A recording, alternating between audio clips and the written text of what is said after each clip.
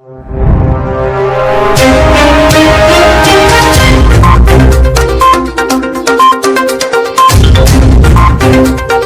सबसे पहले मैं विनोद राणा आप सभी का स्वागत करता हूं, अभिनंदन करता हूं आपके अपने इस चैनल M+1।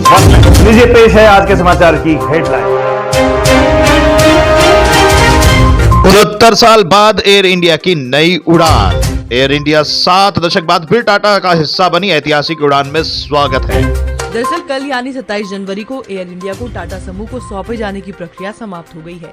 सरकार ने पिछले साल अक्टूबर में एयर इंडिया की बिक्री के लिए टाटा समूह के साथ 18,000 करोड़ रुपए में शेयर खरीद समझौता किया था। 27 जनवरी 2022 को टाटा सन्स ने आधिकारिक तौर पर एयर इंडिया को ओवरटेक कर लिया। इसके बाद टाटा देश की दूसरी बड़ी एयरलाइन बन गई है। 69 सालों के बाद एयर इंडिया की घर वापसी हुई है। ऐसे में जब आज एयर इंडिया की उड़ान संख्या AI 665 ने दिल्ली में से मुंबई की उड़ान भरी तो फ्लाइट के कैप्टन ने सभी पैसेंजर्स का स्वागत किया। Air India captain Varun Khandelwal का अनाउंसमेंट। आपका कप्तान वरुण खंडेलवाल बोल रहा हूँ। मेरे साथ विमान नियंत्रण कक्ष में मेरे सहयोगी कप्तान दीपाली प्रतापे हैं और अन्य सभी कर्मचारी की तरफ से मैं आप सभी का स्वागत हमारे एयरबस के 321 जहाज एयर इंडिया की उड़ान संख्या 665 जो कि मुंबई को जारी है उसमें करता हूँ और साथ ही आप सबका स्वागत इस ऐतिहासिक उड़ान में करना चाहूंगा। आज एयर इंडिया 7 दशक बाद पूरी तरीके से टाटा ग्रुप का हिस्सा बन चुकी है। इस नए एयर इंडिया में आपका स्वागत करूंगा और उम्मीद करता हूं इस सफर में आप पूरी तरीके से हमारे साथ आनंद उठा सकें। धन्यवाद। एयर इंडिया के इतिहास की बात करें तो इसकी शुरुआत अप्रैल 1932 में हुई थी। इसकी स्थापना उद्योगपति JRD टाटा ने की थी।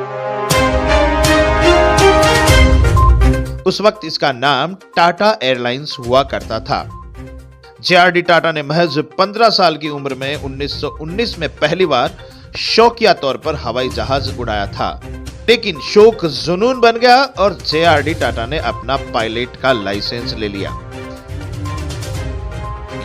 टाटा ने 2 लाख रुपए की लागत से कंपनी स्थापित की थी।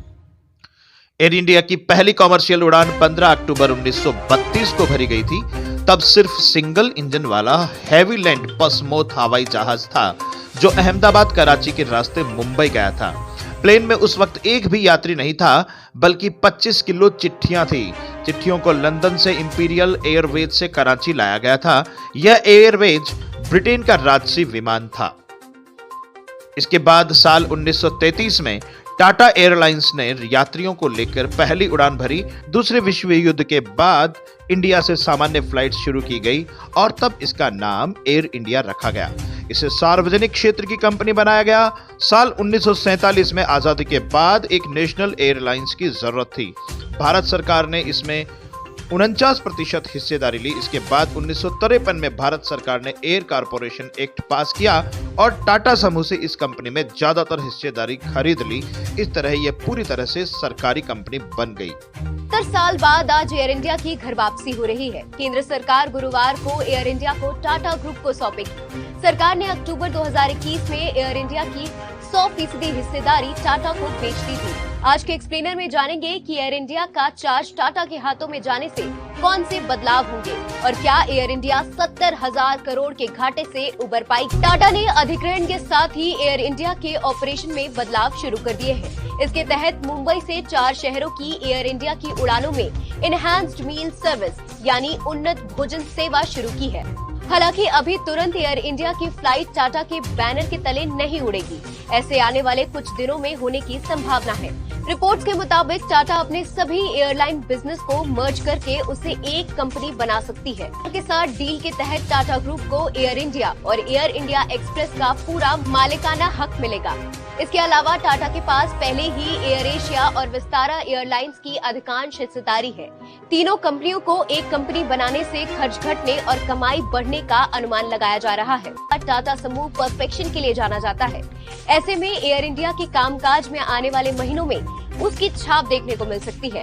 तो बात करते हैं टाटा के हाथों में जाने से एयर इंडिया में क्या बदलाव देखने को मिलेंगे। टाटा के कमान संभालने पर किराए से लेकर फ्लाइट ऑपरेशन तक हर चीज और बेहतर होने की संभावना जताई जा रही है। साथ ही एयर इंडिया विमान के अंदर और बाहर की ब्रांडिंग में भी बदलाव करेगी। एयर इंडिया एक दशक से भारी नुकसान झेल रही है। इस एयरलाइंस पर 31 मार्च 2020 तक 70,000 करोड़ रुपए से ज्यादा का कर्ज था। साथ ही 2021 में 7,000 करोड़ रुपए से ज्यादा का घाटा हुआ। टाटा ने एयर इंडिया को 18,000 करोड़ रुपए में खरीदा है। साथ ही उसे एयर इंडिया का 23,000 करोड़ रुपए से ज्यादा का कर्ज भी चुकाना है। टाटा के सामने सबसे बड़ी चुनौती है कि एयर इंडिया को घाटे से उबारकर मुनाफा बनाने वाली कंपनी बनाना है। पिछले एक दशक के दौरान एयर इंडिया नई इंडियन एविएशन मार्केट में अपना हिस्सा तेजी से गंवाया है। एयर इंडिया अभी इंडियन एविएशन मार्केट में 11% की हिस्सेदारी के साथ तीसरी सबसे बड़ी एयरलाइंस है। इसमें पहले नंबर पर इंडिगो और दूसरे नंबर पर स्पाइस जेट है। टाटा के सामने सबसे बड़ी चुनौती है कि इन प्राइवेट कंपनियों की प्रतिस्पर्धा से निपटकर एयर इंडिया को टॉप पर पहुंचाने की होगी। एयर इंडिया को खरीदने के बाद टाटा देश की दूसरी सबसे बड़ी एयरलाइंस कंपनी बन जाएगी।